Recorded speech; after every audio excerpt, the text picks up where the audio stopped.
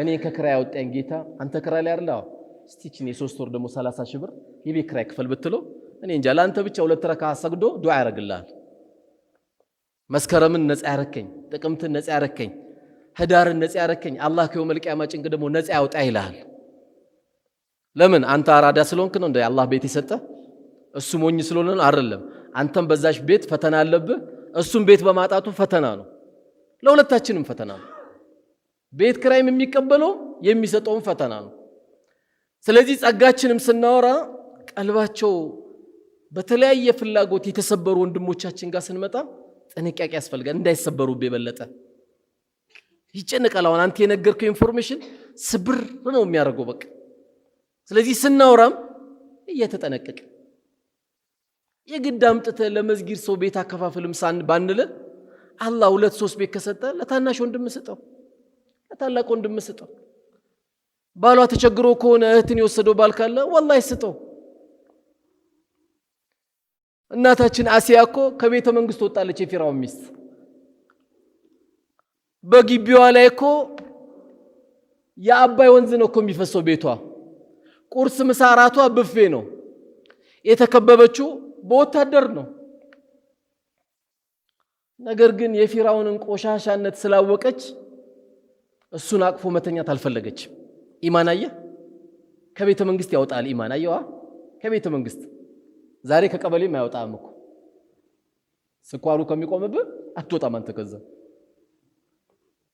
እናታችን አሲያን ሱብሃንአላህ ኢማን ከቤተ መንግስት አውጥቷታል። ምንድን ያደረገችው? ያ ሁሉ ብፌ እያየች ያ ሁሉ መስተንግዶ እያየች አላህን ግን ሌላ ነው የጠየቀችው። ምን አለች?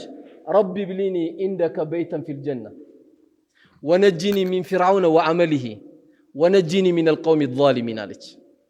ጌታዬ ወይ አየሁት የዱንያን ቤት አለች። እኔ ግን የምፈልገው ይሄን አይደለም። አንተ ጋር ቤት ስራልኝ፣ አንተ ጋር ቤት ስራልኝ ያለች። ረቢ ብሊኒ ኢንደከ በይተን ፊል ጀና አንተ ጋር ቤት ስራልኝ። ወነጂኒ ሚን ፊርዓውን አለች። ትላንት አቅፌው የምተኛው የነበረው ፊርዓውን ከሱ ተንኮልም ጠብቀኝ አለች። ወነጂኒ ሚነል ቀውሚ ዛሊሚን ከሱ አጠገብ ደግሞ ብዙ በደለኞች አሉ፣ በደሉን የሚያበረታቱ ከነሱም ተንኮል ጠብቀኝ አለች። አሰቃዩት፣ ቀጠቀጧት፣ ገደሏት። በጣም ሲመቷት ግን ትስቅ ነበረ። ለምንድን ነው የምትስቀው? አላህ የጀነት መስተንግዶ እያሳያት ስለነበረ። አላህ የጀነት መስተንግዶ እያሳያት ስለነበረ ሰው እየተደበደበው ድረሱልኝ ነው እንጂ የሚለው ይስቃል እንዴ? አላህ መስተንግዶን እያሳያት ስለሆነ፣ ትልቅ ቤት እያዘጋጀላት ስለሆነ፣ ውስጧም ኢማን የሚባለው ነገር በደንብ ስለገባ የቤተ መንግስት ህይወት አልዳፈቃትም። በወታደር መታጀብ፣ ጧት መግለጫ፣ ማታ መግለጫ፣ ጧት ብፌ፣ ማታ ብፌ ራሱ ጭንቅ ነው እኮ። እኛ እንኳን ትንሽ ጭንቃችን እንኳን ሰላም ያደርገው ምንድነው? በአመት አንዴ 1 ወር አላህ ስለሚያስተነፍሰን ነው እኮ።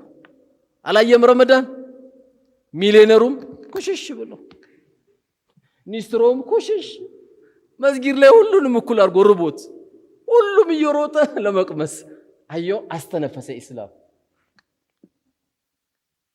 ይሄ ነው የእስልምና ጸጋችን። ስለዚህ በወንድሞቻችን ላይ ማግኘት ወላሂ ተደሰት። ዱንያ መከፋፈል ነው። ዱንያ ካለ ነገር መስጠት ነው። ድንገት ስለመቀኝነት ሳስጠነቅቅም አላህም የሰጣቸው ወንድሞች ካለ ስጥ ስጥ። ከየት አመጣው አንተስ? ሰፈር ሱጋ እኮ አንተ ማቆም አቅቶት አይደለም። አላህ ፈተናን የሆነብህ ስጥ። አንተ ያልሰጠው ማንም አይሰጥም። አንተ ያልዘረጋው ማንም አይዘረጋው። ገና እንደሞትክ መጀመሪያ ሞባይል ይወሰድብሃል። በመቀጠል ቡኮቹን ተሯሩጦ ሰዎች ይይዙታል። ሄዶ ደግሞ ቤተሰብ ቶሎ ይሮጥና ብሎክ ያስደርጓል። ማንም እንዳይንቀሳቀስ የፍርድ ቤት ጉዳይ አለው ተብሎ። የትኛው ቤተሰብ ነው እስካሁን አባታችን 20 ሚሊዮን ብር 30 ሚሊዮን ብር ጥሎልን ሄደዋል? እስቲ ጉድጓድ ውሃን ቆፍርለት፣ እስቲ ገጠር ላይ እንኳን አንድ መስጊድ እናሰራለት። የትኛው ቤት ነው ያገኘ ነው? የለም የለም። ሁሉም ሮጦ ቶሎ የመኪና ቁልፍ መያዝ ስለሚፈልግ የለም አባትየው። አንተ ሞኛቱን አሁን ይሄን ካየ በቃ ለራስህ ሰርተህ ሂድ። መን አሚለ ሳሊሐን ሚን ዘከሪን አው ኡንሳ ወሁወ ሙእሚን ፈለኑሕየነሁ ሐያተን ጠይባ አላህ። ከወንድም ይሁን ከሴት መልካም ነገር የሰራ ሰው በዱንያም ጥሩ ነገር እና ጥሩ የሆነ ኑሮ እናኖረዋለን፣ በአኺራም ምን እንዳንሰጠዋለን አለ። ኢን አሕሰንቱም አሕሰንቱም ሊአንፉሲኩም፣ መልካም ነገር ሰራችሁ ለነፍሳችሁ ነው እያለ ነው አላህ። አንተ ራስህ ሰርተህ ሂድ። አሁን ነይት። ኪሴ ምንም የለም አትበል። ሁሉም ኪሱ ባዶ ነበረ። አሁን ነይት። ከገባ በኋላ ስለማትነይት ይመጣል። የሰው ሸይጣንም ይመጣል፣ ራሱ ደግሞ ሸይጣን ይመጣል። ምክንያቱም የሰው ሸይጣን እንኳን ኸይር ላይ ያሰራ ይቅርና አረባ ካንተ ቆንጆ ቆንጆ ምግብ አትብላ፣ ይቅርብ፣ ሞኛቱን እንዲ ቋጠር ማድረግ እኮ አለብህ፣ መያዝ ነው ያለብህ። በቃ ሽሮ አለ አይደል እንዴ ምስር አገዛላትም እንዴ ምናምን ይላል። ቤተሰብ እንኳን ረሃ እንዳታረግባቸው ቋጣሪዎች ይመጡባል ለሁለት። ለምንድን ነው ይሄን የመሰለ ጫማ የምትገዛው? በቃ የሀገር ውስጥ አንበሳ ጫማ አለ አይደል እንዴ በ200 ብር እሱን አትገዛም እንዴ? ምን አስጨነቀ ይላል። አውዙ ቢላሂ ሚነሽ ሸይጣን ረጂም። አላህ ሰጥቶ አንበሳ ጫማ ትለብሳለህ እንዴ? ከሌለ በባዶ እግርም ትሄዳለህ፣ ካለ ግን ምንም ትለብሳለህ። ሰው አላህ ለሰጠው ጸጋ ሂሳብ ይሰራል እንዴ? ለሚበላህ ነገር እኮ ሂሳብ አይሰራም። ምክንያቱም አላህ አንድም ጥሩ ነገር ስንበላ ስንለብስ አላህ ይደሰታል ነው ያሉት ነብዩ አለይሂ ሰላቱ ወሰለም። ለምን ነው የሚደሰተው? አላህ በባሪያዎቹ ላይ ያደረገውን ጸጋ ሲያይ ስለሚደሰት። አንተ ትልቅ ገንዘብ አላህ አዝንቦብህ በወንድሞች ላይ ስትበትን አላህ ይደሰታል በአንተ ገንዘብ፣ ወንድሞችም ስለተደሰቱ። ስለዚህ ከኛ የሚጠበቀው አላህ በሰጠን ነገርም በተን ነብዩ እኮ ሰለላሁ ዐለይሂ ወሰለም አንድ ቀን እንኳን አስር አሰግደው እኮ ከመስጊድ እንዳሰናበቱ እየሮጡ ወጡ። ሁሉም ሰሃባ ደነገጠ። ምን ደረሰባቸው? ምን ሆኑብን ብለው ሁሉም ደነገጡ ወጡ። ምን እንዳሉ ታውቃላችሁ? ሰላት ላይ ቆሜ ለሰደቃ የተቀመጠ ገንዘብ ነበረ፣ እኔ ቤት ስለቆየ ረበሸኝ ሰላት ላይ አሉ። ለሰደቃ ያስቀመጥኳት ገንዘብ ነበረች፣ 10 ሰላትን መሽጉል አደረገችኝ አሉ። 4 ረካዓ ሰብራ ሳጣቻቸው። ወዲያው ሮጦ ቤታቸው ያቺ የሰደቃ ገንዘብ አምጥተው ቶሎ የሚገባው ሰው ቶሎ በተን አረጉት። ለምን? ነገ ያንተ አይደለም፣ አሁን ያለበት ነው ያንተ። ስለዚህ የኛ ትልቅነት የኛ ያስተሳሰብ መጨመር ትልቅ የሚያደርገን ሰው ለምን ቀናብኝ ሳይሆን የምቅናቱን መድኃኒት ደግሞ እኛ መጠቀም አለብን። መጠቀሚያዎችህ ቤተሰቦችን፣ ወንድሞችን ካስደሰትክ አላህ ከምንም በላይ ትልቅ ደረጃ ነው የሚሰጥ። ስለዚህ እኔ ያልሰራሁት ማንም አይሰራም ብለን ነው የዛሬው ዋናው ሁለተኛው ትምህርታችን። ምንድነው አልኩት? እኔ ያልሰራሁት መልካም ስራ ማንም አይሰራም። ለምን? አንተ ከርክ ያንተን ሱቢ መጥቶ የሚሰግድ ሰው የለም፣ የራሱን ሱቢ ነው የሚሰግደው።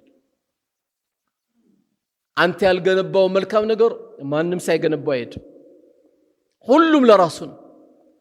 ስለዚህ እኔ አላህ በሰጠኝ ነገር የግድ ካንተ ገንዘብ አይጠበቅም። አላህ የሰጠን ዕውቀት ለዛ መጠቀም ያስፈልጋል። እቺ ሀገር ደግሞ እንደምታዩት ዛሬ እጅግ በጣም የሚያሳዝን ነገር እያየን ያለ ነው። ብዙ ማህበረሰብ ቁርስ በልቶ ምሳ እያሰበን ያለው፣ ምሳ በልቶ እራት እያሰበን ያለው። ይሄ የመፍትሄው አካልኛ ነን፣ አንተም እኔም አንቺም ነን። እኛ የ3 ወር አስቤዛ እኮ ቤት አስቀምጠናል። የ3 ቀን የሌላቸው ደግሞ ብዙ አሉ። ስታያቸው አይታወቁም። ሸሚዛቸውን በደም ቂን ብለዋሉ፣ ሽቶ ተቀብተዋሉ። ውስጣቸው ለአላህ ነው የሚነግሩት። የቤተሰብ ስራ እንደዚህ ካልተሰራ ላንተ እንዴት ይግለጹ? ለመግለጽም እኮ ባህሪ ይፈልጋል። እኔ ተቸግሬያለሁ፣ አጥቻለሁ፣ አስቤዛ የለኝም ብሎ እዚህ ቆሞ ካላለቀሰ በስተቀር ማን ይሰማዋል? እስቲ ዛሬ ሰው ቤተሰብ ግንኙነት ካላወቅን ከየት ያውናቃል? ሱቅ የላቸው፣ ገቢ የላቸው፣ በምንድን ነው የምናውቃቸው? ሰው ቁርስ በልቶ ምሳ ማሰብ አለበት። ይሄ ሁሉ ህዝብ እያለ አላህ ረህመቱን እያዘነበ ለም የሆነች ሀገር ነው ያለችው። ስዘራው ድንቹ አለ፣ ስዘራው ገብሱ አለ፣ ስዘራው ስንዴው አለ፣ ስዘራው ጤፉ አለ። ምንድነው ታዲያ ችግሩ? እኛ ጥሩ ስላልሆነ ለኔ ብቻ። ግን ነብዩ አለይሂ ሰላቱ ወሰለም ያሉ ምንድነው? የሰው ልጅ ፍላጎት የሚሞላው ቀብር ሲገባ ነው ያሉት። ዛሬ አራዳ ሁን፣ ዛሬ በሳል ሁን። አላህ ከሰጠ ነገር ስጥ ማለት ሞኝነት አይደለም። አራዳዎች ነው የሚመከሩት። አራዳዎች ብልጦች ናቸው ይህን ነገር የሚተገብሩት። ስለሆኑ ሰዎች ዱንያ ስለሚሰጡ ሰዎች አንተ አይመለከትም። አላህ ለአንተ የሰጠን ነገርም ስጥ። እውቀት ነው ስጥ። ይህን አካባቢ ሰፈሩ ማዳን ነው ቀጥል፣ በርታበት። ትውልዱ ማዳን ነው ቀጥል። አላህ የሰጠ ነገር ምንድን ነው? ያችን ነው መጠቀም ያለብን። እኔ ከበላሁ ልጆቼ ከጠጡ ሚስቴ ሰላም ከሆነችልኝ እኔ ምን አገባኝ አይልም ሙእሚን። ሙእሚን የመገለጫው አይደለም። ረሃብ እንደሆነ ነብዩን አለይሂ ሰላቱ ወሰላም ከኢሻ በኋላ ከቤት አውጥቷቸዋል። አቡበከር ሲዲቅን አውጥቷቸዋል። ዑመርን አውጥቷቸዋል። የዓለም መድኃኒት ረሃብ አውጥቷቸዋል ከቤታቸው። ረሃብ ደግሞ ለሙስሊሞች እኮ አይነገርም። ለምን? ረመዳንን ጾመን ስለምናውቀው። እኔ የመፍትሄው አካል ነው ብለን እያንዳንዳችን ለኸይር ስራ መሯሯጥ አለብን። ቅናቻንም መቀናትንም ሰዎችም በእኛ ነገር ላይ መጥፎ ነገር እንዳይነሳሱብን ጥንቃቄ ያስፈልጋል። አላህ እዚህ ቤት እንደሰበሰበን ጀነት ላይ ከሚሰበሰቡ ሰዎች አላህ ያርገን።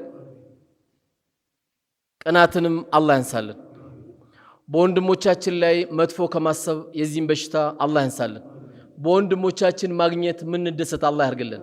በወንድሞቻችን መለወጥ ምንደሰት አላህ ያርግልን።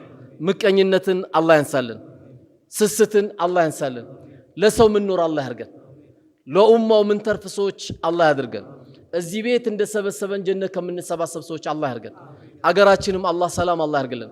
ረሕመቱንም አላህ ያዝንብልን። ጥጋበኛውንም አላህ ያቀዝቅዝልን። ነገር የፈለገውንም አላህ ያዝልን። የተቸገረውንም አላህ ይፈርጀው። ያላገባውንም አላህ ይዘውጀው። ርስቁንም ያጣው ርስቁን አላህ ያስፋለት። የእናት ፍቅር አላህ ይስጠን። የአባት ፍቅር አላህ ይስጠን። የመስጊድ ፍቅር አላህ ይስጠን። ታላቅን የሚያከብሩ ለታናሽ የሚያዝኑ ሰዎች አላህ ያርገን። የዚህ መድረሳም የዚህ መስጊድም ትልቁ ዳዕዋ የምንለወጥበት አላህ ያርገን። እቺ ቤት ባደረግነው ዳዕዋ ዓለም የሚለወጥበት አላህ ያርገን። አላህ ሰላማችን አላህ ያብዛልን። በሰላም ገብተን በሰላም ምናነጋ፣ በሰላም ወጥተን በሰላም ምናመሽ አላህ ያድርገን። ልጆቻችንም ሳሊ ተቂይ አላህ ያርጋቸው። ለዚህ አገር ለዚች አገር ለዓለም የሚተርፉ ልጆች አላህ ያርጋቸው። ሀዛ ወሰለላሁ ዐላ ነቢይና ሙሐመድ ወዐላ አሊሂ ወሰሐቢሂ ወሰለም። ተሳስቼ ከሆነ ከነፍሴና ከሸይጣን ነው፣ ትክክል ከሆነ ከአላህ ነው። በሌላ ፕሮግራም እስክንገናኝ በዚሁ ፕሮግራማችን እንጨርሳለን። ወሰላሙ አለይኩም ወራህመቱላሂ ወበረካቱ።